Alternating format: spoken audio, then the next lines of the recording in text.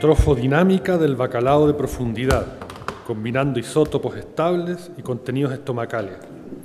Ese es el título de la presentación que nos expondrá Sebastián López de la Universidad Andrés Bello. Gracias por la invitación. La he pasado realmente bien, he visto presentaciones de buen nivel, lo que se agradece. Yo les voy a hablar un poco de lo que hemos hecho sobre bacalao en términos de trofodinámica. Y para contextualizarlo un poco, es básicamente entender de que hoy en día los modelos tróficos se están utilizando para evaluar y de alguna forma entender el ecosistema y de esa forma hacer un manejo integrado de los recursos marinos. Dentro de los métodos que más se utilizan, ¿cierto? Están los análisis de contenido estomacal, por ejemplo, este de acá, ácidos grasos, incluso metales pesados también se usan para evaluar trofodinámica, en caso de los mamíferos marinos, el análisis de fecas y el isótopo estable. En esas dos formas tenemos estas dos componentes que son bastante útiles, que son el análisis de contenido estomacal y el isótopo estable. Una de esas, ¿cierto?, es que tiene cosas positivas y la otra negativas, ¿cierto? Una de las cosas positivas de los análisis estomacales es que provee información de las presas directamente, nadie puso ahí ese bichito en la guata del ejemplar, y tiene una incertidumbre que es cercana a cero para que a la hora de modelar. Sin embargo, tiene sesgos debido a las diferentes tasas de digestión que podemos encontrar. Ustedes pueden ver ahí una mercocha de presas que tenemos que separarla y ver lo que hay ahí con estructuras duras, y además presenta información a corto plazo, al cual que si uno quiere hacer un análisis continuo necesita un esfuerzo importante de estómago. Los isótopos estables, ¿cierto?, es una herramienta que ya entra al análisis más específico de lo que puede uno ver, entrega información a largo plazo, ¿vale? Sí, podemos saber lo que ha comido el pescado o el individuo en un periodo de tiempo bastante amplio. Podemos sacar inferencias de consumo directamente sin entrar a los modelos. Sin embargo, existe una alta incertidumbre. Si los análisis estomacales, por ejemplo, uno puede poner en el modelo que una hormiga come elefante y va a salir que come elefante. Y eso está mal. Y además presenta un elevado costo para una evaluación continua. Vale decir, uno tiene que tener bastante presupuesto para hacer una evaluación continua de lo que nosotros queremos ver. ¿Cómo nosotros podemos entender la ecología trófica con el método isótopo estable? Lo primero que uno tiene que saber es que uno es lo que come, ¿ya? Y uno es lo que come debido a que vive en un espacio determinado, ¿cierto? Y en un tiempo determinado, por lo tanto, cuando el predador ingiere una presa, ¿cierto?, esa presa también se asimila por el predador. Por lo tanto, el valor del isótopo estable refleja una señal isotópica de la presa. Por lo tanto, uno puede saber más o menos, ¿cierto?, de acuerdo a la inferencia bastante exacta, qué es lo que está asimilando ese predador. Y existen diversos tipos de tejido para evaluar los isótopos estables. Uno de ellos, ¿cierto?, es el músculo, que es el más usado, que puede entregar hasta 8, ¿cierto?, 10 meses de información de lo que comió el predador. Y si uno quiere saber la historia de vida, por lo menos en los pescados, ya tenemos los huesos, podemos ir fraccionando, ¿cierto?, los huesos o los otolitos y podemos saber qué es lo que comió el ejemplar durante toda su vida. Y eso también es de ayuda para todas las inferencias que hemos visto hoy día. Entonces, hay distintos niveles y los más básicos son analizar el nitrógeno 15 y el carbono 13. El nitrógeno 15 puede predecir el nivel trófico, cuánta energía, ¿cierto?, entrega esa fuente o esa presa. Y el carbono uno puede determinar, ¿cierto?, de manera a priori dónde está la zona de alimentación o el hábitat de los individuos, saber si es pelágico, si está cercano a la costa o no. Y uno puede diferenciar distintos hábitats. Por ejemplo, ustedes pueden ver acá este sistema que es pelágico versus un sistema que es bentónico, ¿cierto?, donde se diferencian bastante bien sus valores de carbono y nitrógeno. Nosotros obviamente hemos hecho varias cosas y, por ejemplo, hemos trabajado con la reineta, donde tenemos uno de los tantos proyectos que tenemos, ¿cierto?, Y hemos determinado, ¿cierto?, que las reinetas están en un sistema bastante pelágico, sus presas están en un sistema pelágico, ¿cierto?, y se alimenta de eufausios principalmente, la contribución, ¿cierto? Y nosotros hicimos estos músculos, ¿cierto? Son como 1000 reinetas, algo aproximadamente, un poco más, no sé, no recuerdo muy bien, pero eso es lo que aparece ahí. Lo interesante de esto que nosotros identificamos que eso lo que vamos a hacer con el Hugo ahora, ¿cierto?, es que esta fracción de reinetas de aquí, ¿cierto?, que están en Chacabuco, son más bentónicas. Por lo tanto, son más cercanas a la costa. Y eso es muy interesante, me parece, por lo que he escuchado para los evaluadores. O sea, eso. Entonces, eso ahora hay que entrar a especificar qué es lo que sucede con este grupo de acá. También, junto con Patricio Galvez, hemos analizado la jibia, ¿cierto?, en sus fracciones de oxígeno 18. Y hemos hecho distintos cortes, ¿cierto? Ustedes pueden ver acá los cortes que son más la marca 1, marca 2 y marca 3. Y esos cortes nos puede decir, ¿cierto?, la historia de vida de la jibia. El oxígeno 18, me imagino que lo han escuchado de Ledwin, no pude encontrar los datos de Ledwin, así que no puedo ponerlo, pero los datos de oxígeno 18 no puede saber origen natal, dónde vienen ciertos individuos, compararlo con distintos tipos de ambiente y, por supuesto, ver dónde están alimentándose. Obviamente aquí tenemos una sola población que tiene, al parecer, un solo origen natal, sin embargo, hay unos pocos, ¿cierto? Hay una mezcla que aquí vienen de otra zona versus de otra zona. Y eso es bastante interesante, me imagino, para los evaluadores. ¿Qué es lo que hemos hecho en Bacalao? Esos son los desembarques, los descargué del Cernapesca, me imagino que, no sé si estarán bien, pero eso es lo que hay en la página. De alimentación, 2 estudios bastante característicos, uno de Murillo, el 2008, donde dice que este bicho se alimenta de peces óseos en un 90%, y para el lado del Atlántico, Arkipkin también dice que se alimenta más de un 95% de peces óseos. Otros, obviamente, crustáceos, etcétera, cefalópodos.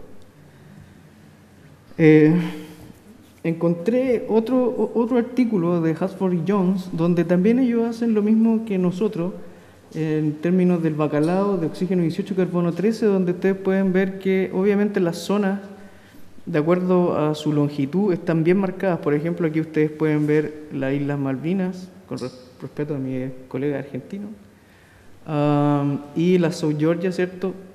Claramente están demarcadas estas dos zonas, ¿cierto? Están bien separadas en términos del oxígeno 18.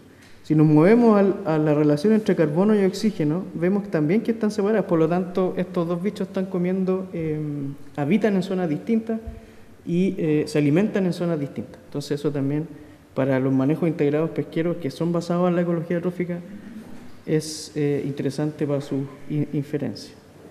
Y este artículo me dejó muy intrigado, de hecho lo leí ayer en el avión,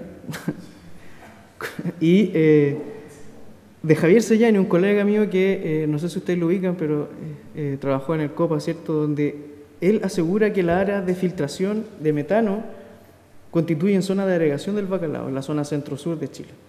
Y él, claro, hace zonas de control, y ustedes se fijan en la CPV y hay distintas, las capturas de la CPV hay diferencias, ¿cierto?, no significativas, pero las tendencias están más arriba en el área de afloramiento de metano.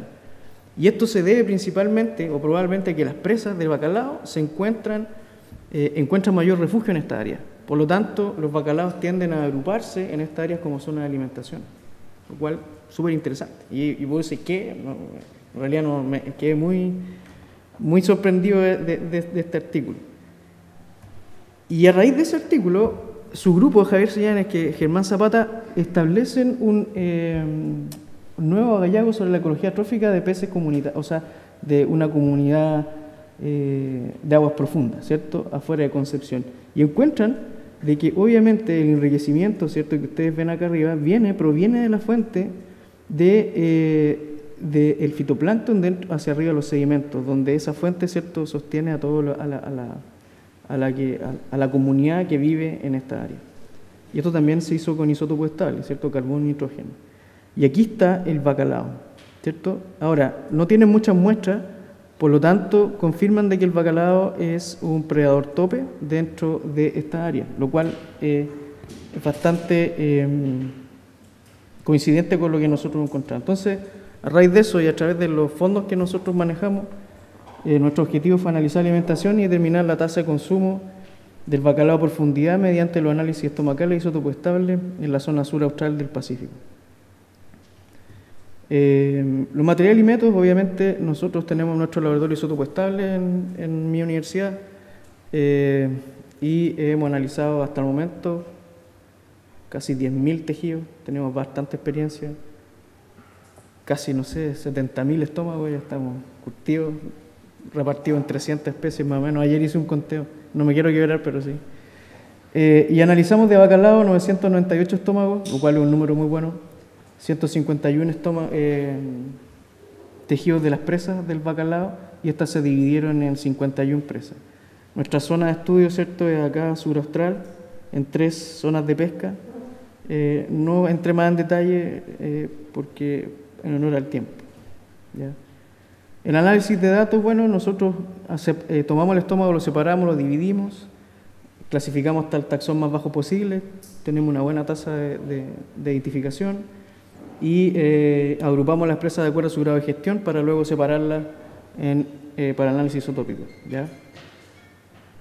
En tanto los isótopos estables, nosotros, bueno, extraemos los lípidos, cloroformo metanmón 2A1, sabemos que este pez es bastante grasoso, por lo tanto esa señal de lípido es bastante complicada para nosotros. Y además hicimos un balance energético para calcular las tasas de consumo, ¿cierto? Nosotros tenemos todo esto estandarizado, nuestros resultados están avalados por laboratorio de referencia, etc. Estos son los resultados ya, son las pruebas de diagnóstico y nos dan buenos resultados, ¿cierto? Y obviamente a medida que el bacalao crece, aumenta su nivel, sus partes por mil de nitrógeno, lo cual es bastante interesante porque uno puede saber a priori que hay diferencias ontogenéticas dentro de la población. En términos de alimentación, los bichos, ¿cierto?, estos individuos comen todo en una zona profunda, ¿cierto? No hay diferencias como la que encontró Javier en ese sentido. Debo reconocer de que IFOP ha mejorado mucho su, ¿cómo llamarlo, Ignacio, Juan Carlos? Su muestreo, su metodología de muestreo, puede ser. Ha mejorado enormemente y hemos llegado casi ya al 100% de lo que nosotros tenemos versus la base de datos que tiene IFOP. Lo cual es de mucha ayuda para nosotros porque podemos aprovechar todos los datos. Y eso no sé a quién se debe, pero les doy la felicitación en ese sentido. Cada vez encontramos más análisis mejores en ese sentido. Toma de muestras, toma de datos, cómo se toman las muestras, bien congeladas, bien guardadas, etc. Bien rotuladas, así que en ese sentido nos ayuda bastante. Dentro de los estómagos, la tendencia es bastante similar a lo que siempre se encuentra en estos predadores, ¿cierto? 50 y 50, estómago lleno y estómago vacío. Obviamente con una proporción un poquito más de vacío, obviamente por lo que proviene de la pesca comercial, obviamente vienen con su estómago vacío. Esto es lo que encontramos nosotros en términos de agrupaciones mayores. Vemos que la presa de mayor importancia en términos de análisis estomacales fueron los pejerratas, ¿cierto? Casi en un 45%, lo cual coincide con los reportes que para el cono sur de Sudamérica, ¿ya?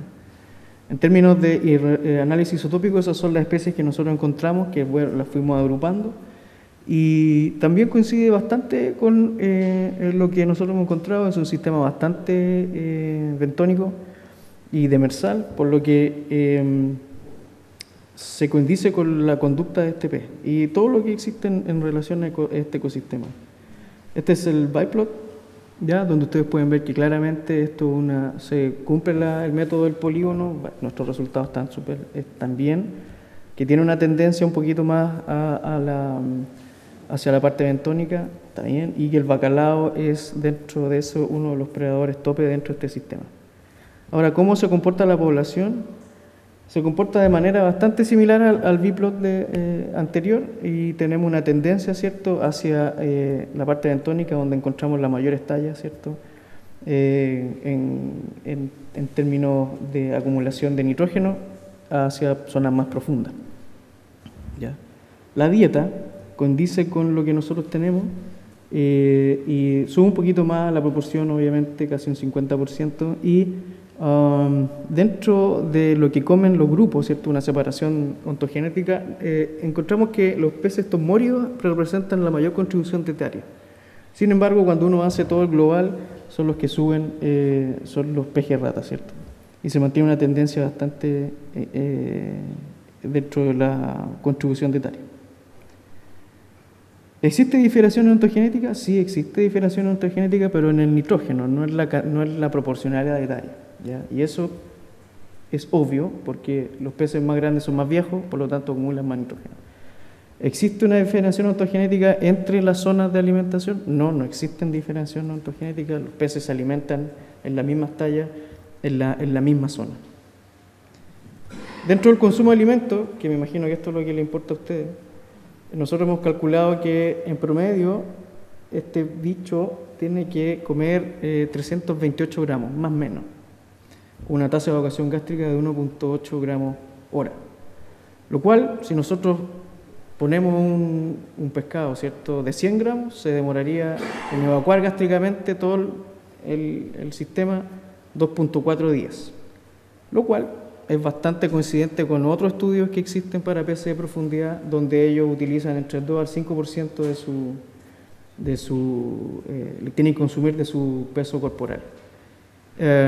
Lo cual no es novedad, ¿cierto?, pero es bastante interesante verlo de esa manera.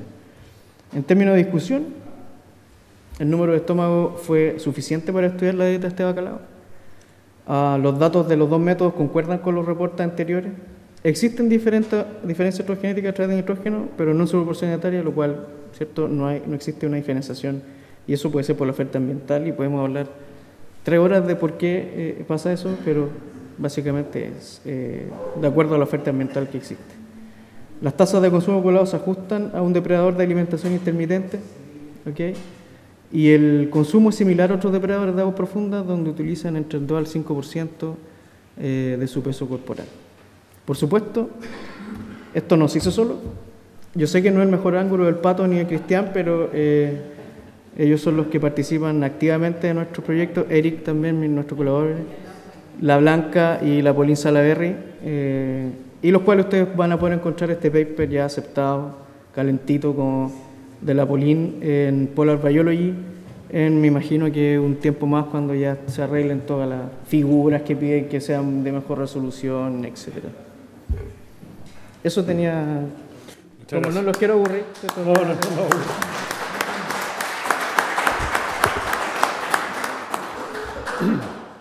Bueno, entramos al módulo de preguntas, sugerencias, reclamos. ¿Alguna pregunta? Puras felicitaciones, excelente trabajo. Por fin sabemos qué come. Así que muchas gracias. Yo me voy con que lo haya mantenido despierto toda la presentación. Sebastián, ¿qué factor de fraccionamiento utilizaste? ¿Cómo no le ¿El entiendo? factor de fraccionamiento? ¿Fracción del crecimiento trófico? ¿El factor de fraccionamiento que utilizaste? Bueno, nosotros calculamos nuestro fraccionamiento trófico de acuerdo a la ecuación de Post. Pero generalmente dar sí bordea entre los 3.2, 3.7 más o menos, por decirte un rango, porque no recuerdo muy bien, pero lo calculamos nosotros. No utilizamos otra ecuación de otro, porque tenemos todo el espectro, entonces no necesitamos ocupar otra. Ahora, si pudiéramos utilizar las dependencias de Pablo, ¿dónde está Pablo Gallardo? Y poner unos bacalaos sería ideal. Pero... Oye, ¿y en carbono cuánto más o menos? ¿No te acuerdas? ¿El carbono? Me acabas de decir lo de nitrógeno. De hidrógeno, sí, carbono va a ser 0,6, 0,9 por ahí en ese sentido. Pero está dentro del rango, no hay nada disparado. No sé, era para saber.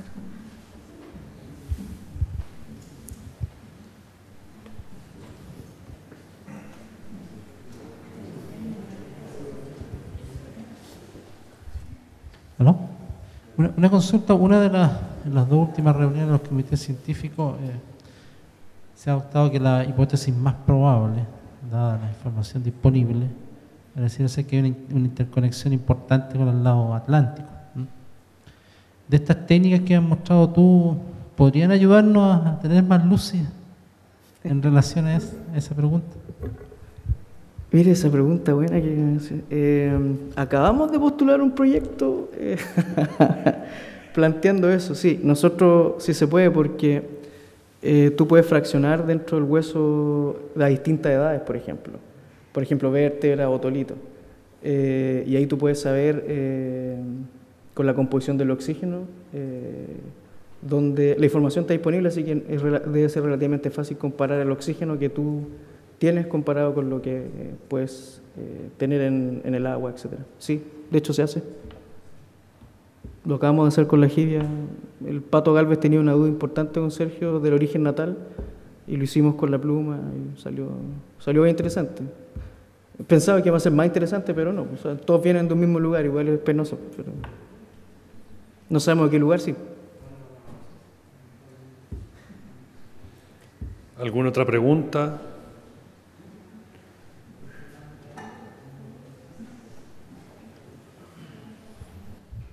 Aló.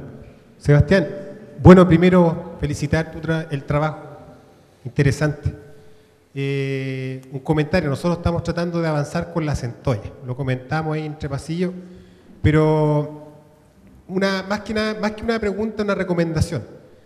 Para llegar a identificar en un periodo de tiempo X el espectro de presas que consume una especie en particular, en el caso nosotros queremos ver la centolla, entiendo que es fundamental también poder obtener muestras de posibles presas, ¿ya? Por una parte, y por otra parte también tener, por ejemplo, detritus, muestras de agua, para poder armar la trama, ¿ya? En ese sentido, ¿cómo lo abordaron con el bacalao? ¿Cuánto demoró eso? Gracias. Bueno, estas muestras provienen del sistema pesquero, por lo tanto nosotros tuvimos que adecuar toda nuestra metodología a adecuarnos a ese sistema, no al revés, porque nosotros entendemos como grupo, como laboratorio, que es muy difícil nosotros decirle, oiga, usted trabaje para nosotros. Entonces, de partida tenía ese problema gigantesco, sobre todo con estas especies que son altamente móviles, que son difíciles de capturar, que el descarte, no sé cuánto será el descarte que habrá en esta pesquería, pero debe ser mínimo. Entonces no tienes como subir a bordo la oferta ambiental. Por lo tanto, tú tienes que utilizar el contenido estomacal y separar las presas de menor digestión para empezar a armar como una cosa media forense hacia arriba, ¿ya? Y en ese sentido nos ha resultado bastante bien a nosotros, porque tenemos la expertise. Ahora, lo recomendable, obviamente, es que tú tomes la oferta ambiental, las posibles presas de este dicho, muestras de la fuente primaria, por ejemplo, en este caso que la centolla y el sedimento, y una muestra de media agua, ¿cierto?, para hacer coincidir un parámetro básico del isótopo estable, que es la coherencia del polígono. Si tu muestra objetivo no está fuera de la coherencia del polígono, van a decir, dentro de ese polígono está fuera, es muy difícil lograr hacer inferencias posteriores. Por lo tanto, uno debería tener ahí todo armadito, porque estos son análisis más ecosistémicos. Individuales se pueden hacer igual, pero son análisis más ecosistémicos, por lo tanto, tú tienes que tener ahí eso armado. No sé cómo será en la centolla tirar una draga y sacar una muestra, o tirar una botella y sacar una muestra de agua. No creo que sea tan difícil, pero sí en las muestras bentónicas se necesita harto volumen de agua para filtrar. No es como en la columna de agua que necesitáis unos 5 litros, ¿cierto? Y uno llega a un volumen importante de la materia orgánica, del fitoplancton. No sé cómo se puede abordar eso en la pesquería que tú dices. O arrendar un bote y hacerlo tú, y eso es. Y no disponer, ¿cierto?, de la operación de pesca, que es un poco más complicado. Hola. Quería preguntar si dentro de tus datos tienes separación también por sexo, si hembras, machos de los bacalaos, ¿esa información también la tienes? Sí, en el informe final está todo eso, pero sí tenemos y no hay diferencia significativa. ¿No existe diferencia de dietas? Ni dieta ni de isótopos. ¿Y por tamaños? Sí. ¿Por tamaño? Eso sí lo habías mencionado. Sí, por tamaño hay una diferencia ontogenética entre los grupos de nitrógeno. No hay inferencias dietarias, pero sí en nitrógeno. Y una consulta más con respecto al método. No sé si analizaste la contribución de las dietas también por este método de mezclas para ver contribución de dietas, con mixing models o algo así, no sé, para saber la metodología, para después uno, como dices que sale un artículo ahora, sí, para revisarlo. Bueno, de hecho, todos los análisis dietarios de los isótopos se hace a través de modelos de mezcla. Y ahí está. El software que utilizamos nosotros, el paquete es Mixhire. Disculpa, es que de acá no lo alcanzo a leer, pero... ya. Mixhire es el paquete de Stock and Stevens del 2013, que tú puedes incorporar información a priori, viene de los estómagos y se basa en la modelación bayesiana, inferencia bayesiana, a través de cadena de Markov. Y una consulta, ¿qué nivel trófico tú crees que es el bacalao? Así, ¿en qué nivel está? El nivel trófico es un cuento. Calcular a través de isótopos estables es una complicación porque uno tiene que, con el método que nosotros usamos, que es cloroformo metanol, los aminoácidos no quedan bien, se pierden, se destruyen por alguna forma. Tú, para calcular bien el nitrógeno, el nivel trófico tienes que usar una solución de éter de petróleo, lo cual nosotros lo usamos, pero esa vez no lo usamos, porque queríamos tener una extracción bastante buena porque no nos interesaba el nivel trófico. Por lo tanto, si nosotros aplicáramos la ecuación, no sería la correcta, tendríamos que usar, porque necesitáis conservar las proteínas, porque al final el nivel trófico, la ecuación de nivel trófico se basa en el nivel de nitrógeno, por lo tanto, eso. Y el otro problema que nosotros tenemos son la línea base. Nosotros podemos elegir una línea base de la que tú estimes conveniente. Sin embargo, nosotros creemos que esta de acá, que son los cefalópodos, nos representa una línea base dentro de este sistema, porque son altamente variables. Entonces, necesitábamos algún valor de sedimento o materia orgánica. Por eso no podemos ocupar la ecuación o calcularlo acá. Lo que sí te puedo decir es que los valores de nitrógeno que muestra esto corresponden a un predador tope dentro del sistema bentónico. Más o menos por ese gráfico que tienes estaría como en el cuarto nivel trófico. Es que no, tenemos que confundir posición con nivel. Ya. La posición trófica es algo totalmente distinto al nivel trófico. Sí. Entonces, el nivel trófico sí debe ser un consumidor terciario. La posición trófica me parece que podría estar en 4 puntos y algo, lo cual podemos tener consumidores cuaternarios dentro de la pirámide, que sea un cuarto consumidor. Eso deberíamos tener valores de entre 5 a 6, más o menos. Gracias, Sebastián. Está muy interesante tu presentación. Una pregunta. Cuando uno ve estos resultados de alimentación y uno cuando trabaja en el ámbito de la pesquería y trata uno de conectar esa información con lo que uno ve. Por ejemplo, lo que come, no sé si en el tema de la fauna acompañante que nosotros registramos, estará la dieta que compone el bacalao. Y también uno trata de conectar ciertos comportamientos migratorios o a patrones de tipo reproductivo o tipo alimentario. Con lo que tú tienes, ¿es posible definir algunos tipos de patrones o se requiere más información para ello? Con estos datos no podemos saber si es de tipo migratorio. Solo podemos saber en qué zona se está alimentando, si es bentónico o más pelágico. Tendríamos que analizar el oxígeno, el isótopo oxígeno 18, y ahí podríamos saber si es migratorio, en qué latitud se encuentra, etc. Porque el oxígeno varía de acuerdo a la latitud. El isótopo oxígeno 18, el estable, porque el inestable se pierde muy rápido.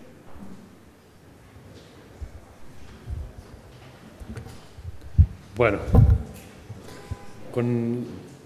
no, pues se nos olvida el aplauso. ¿Cómo nos vamos a hacer el aplauso?